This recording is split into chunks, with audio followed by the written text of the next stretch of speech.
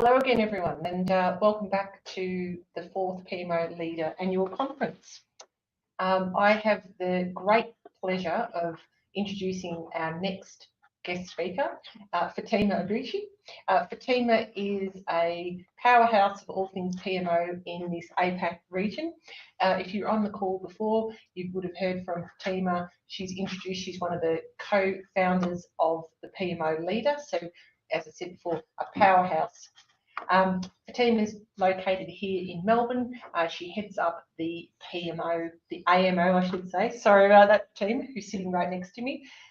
I recommend once again hashtag AMO. Please go, feel free to investigate anything you can within. You can look her up on LinkedIn. Anything to do with PMO, Fatima is a powerhouse and forefront of it, and hence why now she's going to be talking to us about emerging trends and what's coming up. So thank you, Fatima. Thank you so much, Julie. Okay, thanks, guys.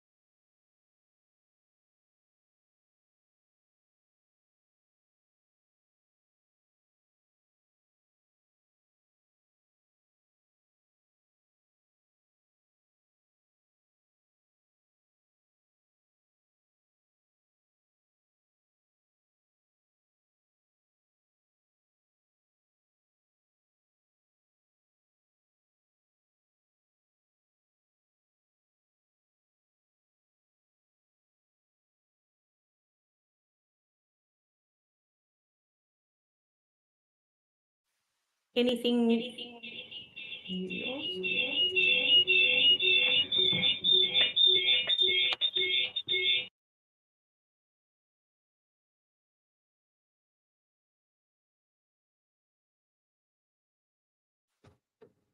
Okay, how about now? Okay. Okay, thank you. Thanks, everyone. So this is what happens when you're live. Lucky we're not like hosting the Grammys or something. That would be a disaster. So I'm going to take you back and just really reflect on 2024. I'm also going to tell you what I think is 2025. And a lot of the insights we're getting today is actually also going to contribute to some of the things that I'm identifying. And then also we're going to talk about the biggest lessons and observations. And then I'm going to share a bunch of resources with you that you can take away and use as well. So we'll make sure we share those. So I've shared this sort of evolution and historical timeline a few times in the past. If you have a look on the left-hand side, you'll see the evolution of PMO. I haven't gone as far, as forward-facing as now, but realistically, you see the trajectory of project management history and PMO together is quite significantly different. When we think about PMO evolution and first references back in the 1980s, it then evolved a little bit, but not really so much up until realistically probably when Prince 2 and the PMBOK references in the 1980s and then the 1990s. From a project management perspective, you can see that there's been constant iteration, and this is not an exhaustive list by any means, but constant iterations, constant adapting, constant change. And fundamentally, from a PMO perspective, up until more recent years, at least for the last 20 years, it has really stagnated behind delivery. And that's because up until recently, everything to do with PMO fundamentally has been effectively on the back foot of delivery. Now, what I mean by that is if you look at early versions of the PMBOK, early versions of Prince 2, references to PMO were very, very minuscule. And they were just as a side note to project management and project delivery. And so over time, what we found is that PMOs have started to gain traction and a little bit more familiarity. The great thing is that this has happened as a result of all the work that some of the really inspiring leaders, not only some of those that are in the conference today, but others that are not on the conference today, that are doing some really good things in making a place for PMO that is more permanent. And that's evident now because I mentioned at the start of the webinar today, the start of the conference, lots is happening. A lot is happening. And if you're not seeing the changes in PMO happening, then I'm not sure where you are, because there's quite a lot of things that are taking place, including the acquiring of one of the largest PMO bodies. And so there is quite a lot of interest. And when PMI starts paying attention to PMO, you know that there's going to be a good influx of activity in that space. And we're already starting to see that happen. So let's talk about some of the trends. Last year, my team every year puts together what we see, hear, or experience in terms of trends. And last year, about this time, we talked about 3 key themes. And those key themes are around adaptive governance, AI, automation and integration, and ESG. And interestingly, those trends have to some degree evolved since we mentioned them. These trends, in particular, when we look at adaptive governance, that's something that is continuously evolving year on year on year. I've been talking about adaptive governance being the bridge between traditional governance and more agile governance for about 7 or 8 years now, ever since we started AMO. And what I'm finding now is companies are taking different paths in making their governance more adaptive. So we're seeing scaled agile frameworks being one path. We're seeing value management office functions or equivalent roles and functions emerging in organizations. And then we're also seeing some organizations that are taking their traditional governance and then overlaying that on top of their agile delivery environments. So no one company or organization or team has got it all completely right. But what we're finding is that there are drawbacks and some opportunities in the way that we're approaching that. Ultimately, as I always say, it's about putting the agile into governance and not the governance into agile. And there's been a real big disconnect in that. And we'll talk a little bit more about that shortly. Then on the AI and automation integration, and one of the things that's really, really cool is I read on LinkedIn the other day where someone called it AI automation. And I can't remember who it was now, so I will have to give them credit, but it was really cool, thought-provoking. And so when we look at AI and automation and integration, and there was a really great talk earlier today from AJ about this, it's around the greater use of AI tools. And those are not just PMO specific tools, but there are definitely some that are being utilized in PMOs, depending on whether you're a Microsoft shop or a Google shop, etc. We're finding more and more PPM tools are being adopted and introducing AI. And some of our sponsors have definitely got AI capabilities in their tools as well. For those that didn't have it, they're starting to, and those that had it have uplifted where they were previously. And then we're also starting to see a number of different organizations better utilizing their tools. But one of the gaps that's continuing in many organizations is the need to introduce tools and they're not really embedding them and using change management to really embed the tools. So that's still a bit of a gap there. And then we talk about ESG. Now, ESG is something that you probably wouldn't associate with PMO too much. There was a really great book written earlier this year by Iman and a number of contributors around green PMO. And it was really very thought-provoking and different because it was something that wasn't really talked about when it comes to PMOs, but it's really creating opportunities where PMOs can utilize some of the concepts associated with ESG types of programs and projects to assess criteria from a pipeline and demand management perspective. Those things there are really helping to provide more of a sustainability focused project management. And we all know that along with a number of other pressures coming in from external, there are many companies that are faced with making sure that they're doing more sustainable things. So that's what we said last year. And when we talk about those trends, one of the research pieces that I looked into was the PMO Squad's 2024 survey. And interestingly, of the 160 responses that they obtained, 70% of the project professionals continue to say they don't have a formal process to assess and measure PMO value. We're going to talk a little bit about that later today as well. And then another recurring theme is it continues to rise and continues to be a problem is around executive level championing, so advocating for the PMO.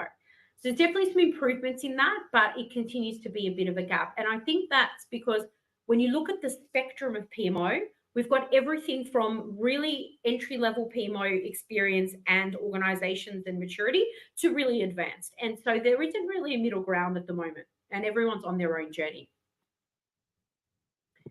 So for me, it's about not just about delivering, project governance. It's about future focus. It's about better decision making. It was some talks about clean data before in the previous panel. It's about automation of process. It's about adapting, and adapting comes with not only adaptive governance, but also adapting to what's required around us. And that will help us to become more resilient. And there's a lot of really good insights coming through today's conference that hopefully will help you to take that path forward. So what do you think is on the horizon? I'm going to take you through what we have found out as some of our research, but I'd love for you to put into the chat, what are you seeing or thinking or curious about as we move forward into 2025? I'll kick us off. So these are 5 major trends that I believe are really prominent from a 2025 perspective. And these are not just my perspectives, it's the team's research, it's conversations with clients. We've worked with over 30 different clients in the last few years.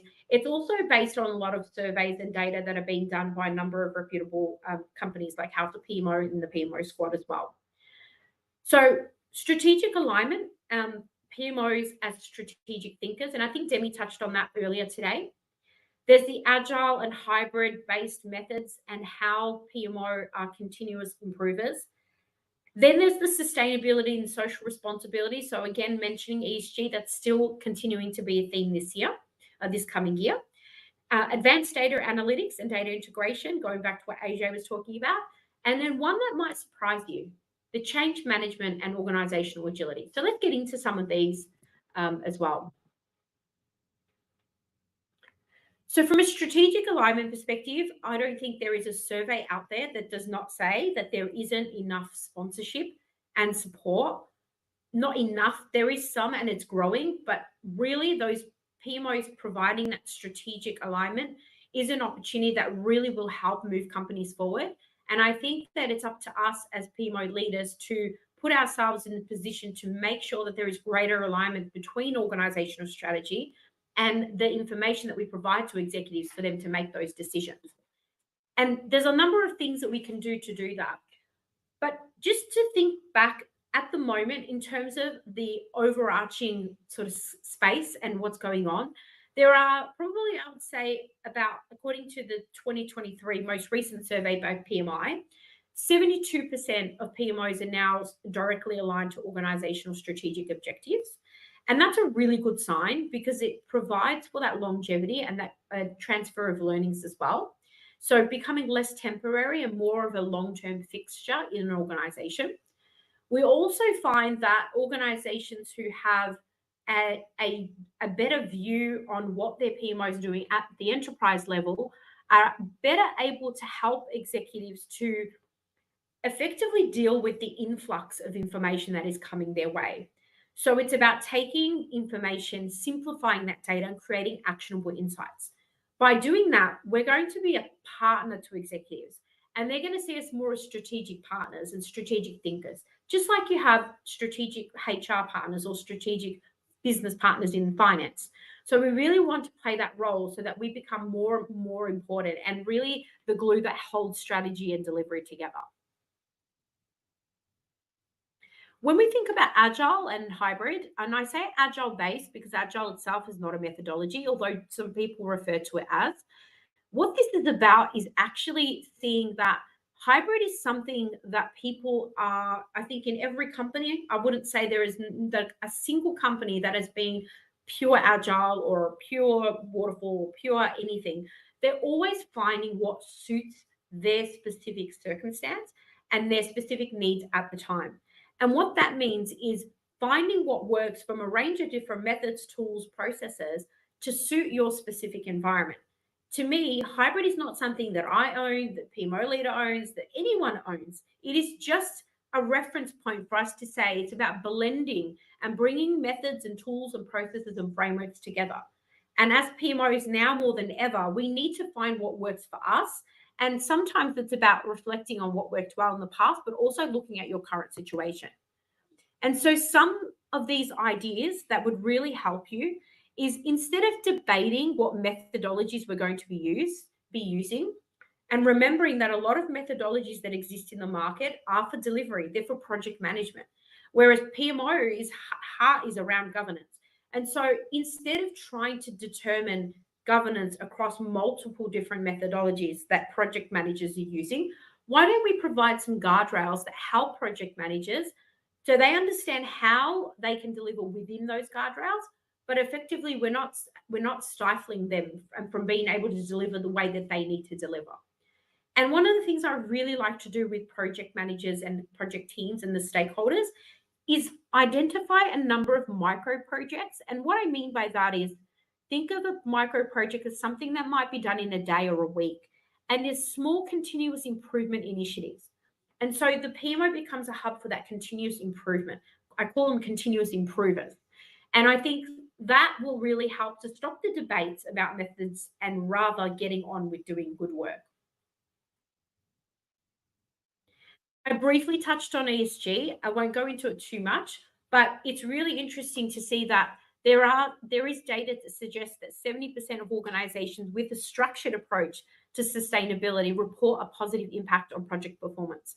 So one simple way that some of our clients have done that is, in terms of identifying and prioritizing projects and initiatives, what we tend to find is including it as a category in when assessing initiatives against different criteria. You have attractors and detractors, and ESG would be one of those things that attracts a higher score. And so having that as a reference in your prioritization framework is a really good start. And that will really help you to start assessing initiatives and referencing that. It may not be as high rated as compliance, for example, but it's a really good start to get underway to help you to start to introduce some of those sustainability goals within your projects. Now, one of the fun ones, data analytics and data integration. So from this perspective, it's all about adapting to what's happening around us. There's a lot of debate about PMO and project roles not existing in an AI world, but I think it was touched on really early today around the soft skills. Soft skills is not going to be replaced by AI. But what we can do in PMOs to better drive outcomes for our stakeholders and for our businesses and our teams is actually look at ways to leverage AI by experimenting with it. And I will warn you, do not put private company data into any AI tool unless it's an internal tool that's been specifically built for the organization. But utilizing AI to help you think of ways to automate routine tasks and streamline reporting. And that will effectively help you to free up time so you can focus more on sort of strategic initiatives.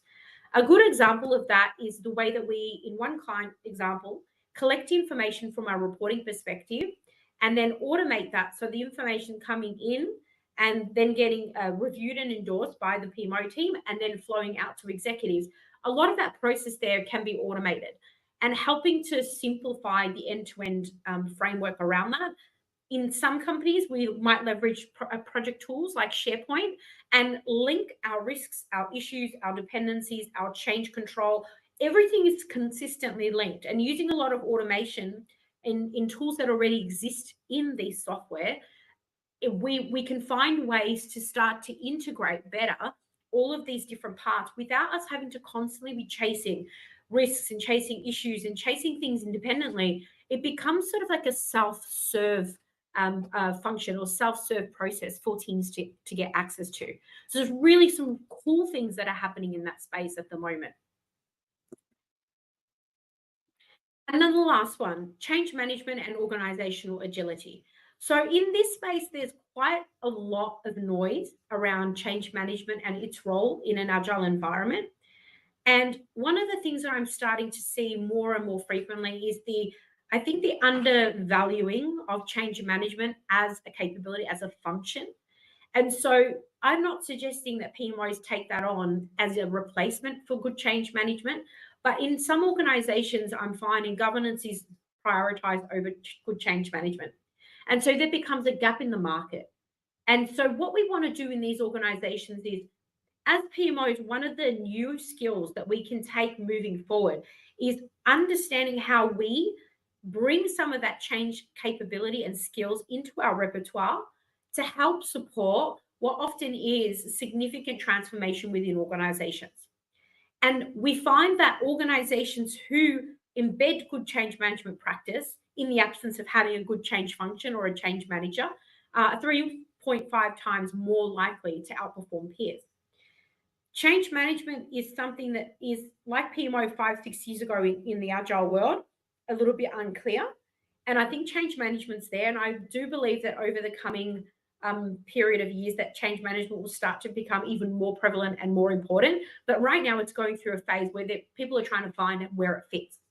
So for you as a PMO professional, your team's role here is to take the capabilities of change management and help your organization to navigate that transformation.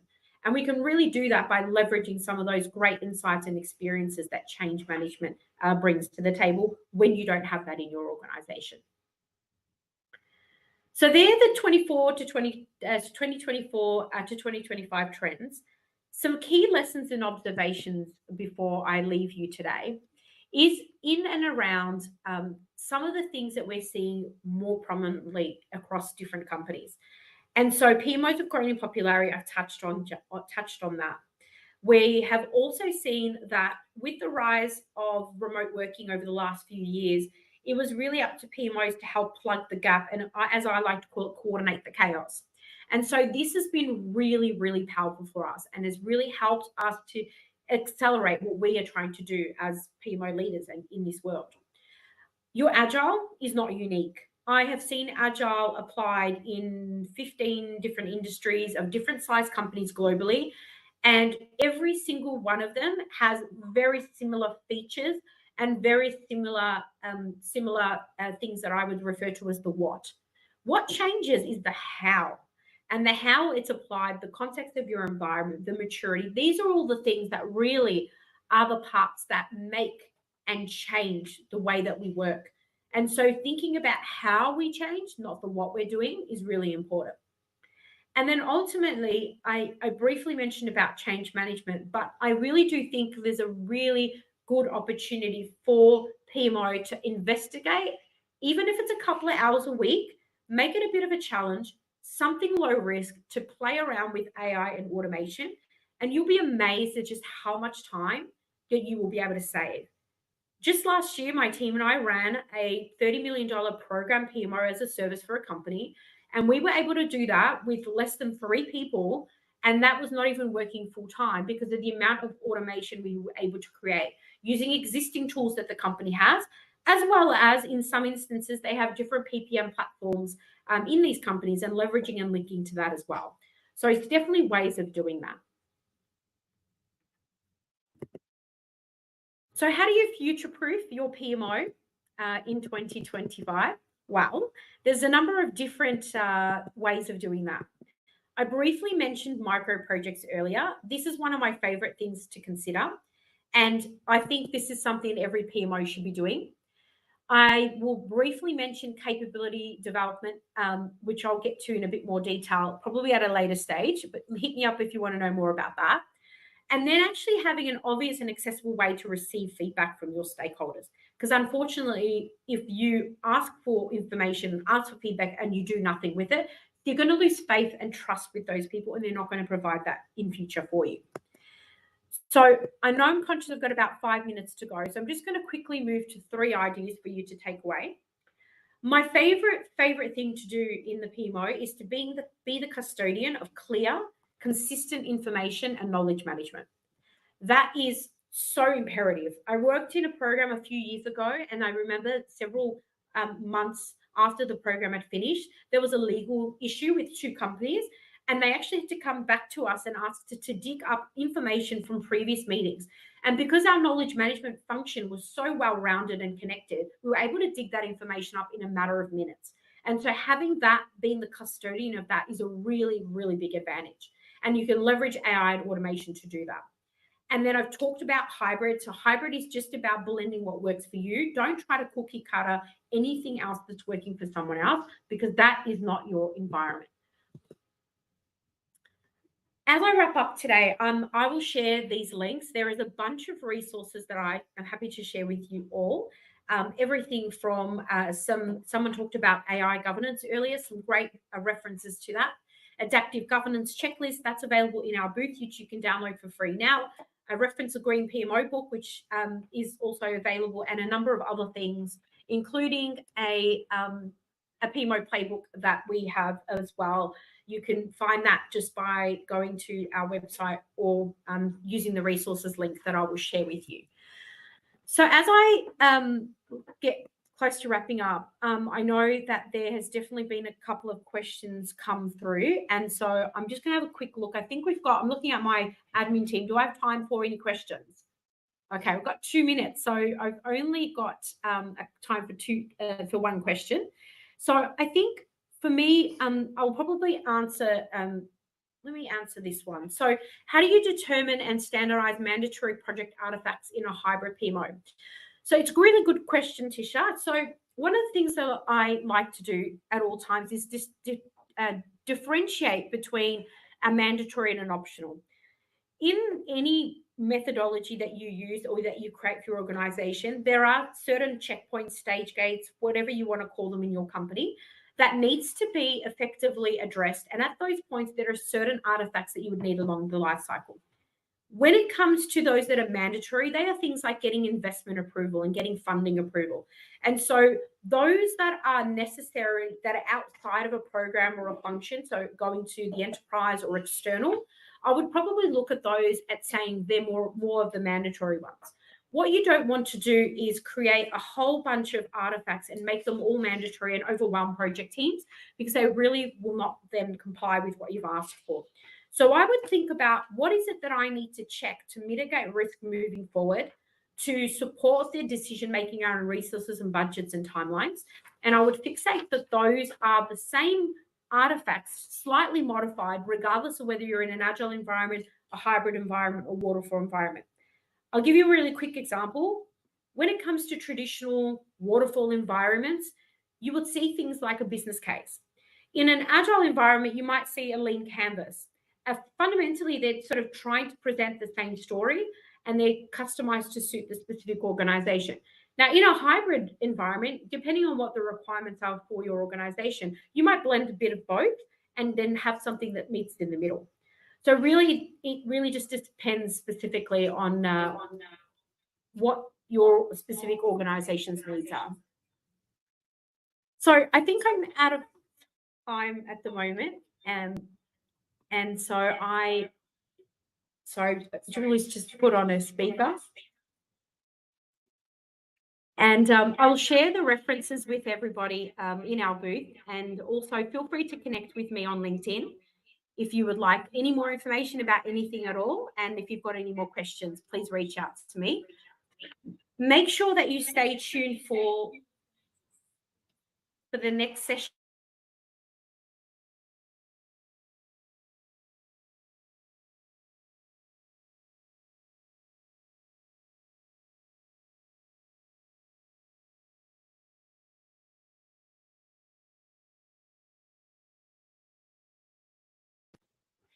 So I'm talking about scalability and adaptability later today.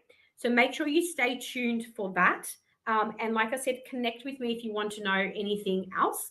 But otherwise, thank you for listening, and I'll see you at the next session after a very, very short break. Thanks.